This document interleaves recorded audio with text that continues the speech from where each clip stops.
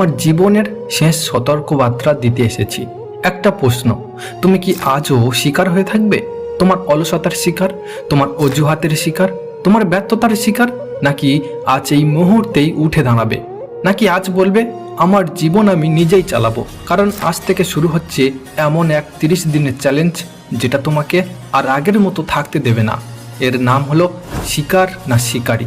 এই চ্যালেঞ্জ সাধারণ মানুষের জন্য না, এই চ্যালেঞ্জ দুর্বল মনের মানুষের জন্য না, এই চ্যালেঞ্জ তাদের জন্য যাদের সাহস আছে, যাদের বুকের পাটা আছে, যারা নিজের ভাগ্য নিজের হাতে নিতে চায়।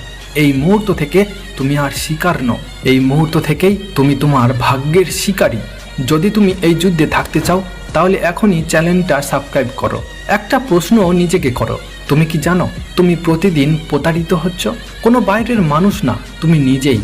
তোমার নিজের মন তোমাকে ভুল বোঝাচ্ছে, এই সমাজ তোমাকে শান্ত থাকতে শিখিয়েছে, আর তোমার অলসতা তোমাকে একটা নিরাপদ সাধারণ গণ্ডির ভেতরে আটকে রেখেছে, যেখানে ঝুঁকি নেই, জয়ের সুযোগও নেই।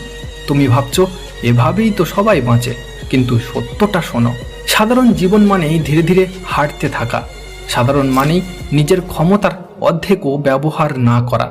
এই জন্য এই চ্যালেঞ্জ, কারণ শিকারী হওয়া মানে শুধু শক্তিশালী হওয়া না, শিকারী হওয়া মানে এমন মানুষ হওয়া যাকে কেউ চালাতে পারে না।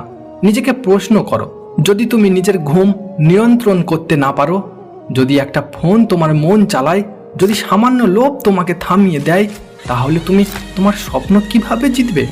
বড় যুদ্ধ শুধু বড় জায়গায় হয় না, বড় যুদ্ধ হয় এই ছোট্ট জিনিসগুলোর ওপর।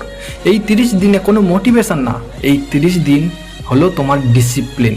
তুমি হয় আজ নিজের ভেতরে সেই দানবটাকে জাগাবে যে ভয় পায় না, যে থামে না, নয়তো বাকি জীবন অভিযোগ করতে থাকবে। দুটোর একটাই পথ আছে, সিদ্ধান্ত তোমার।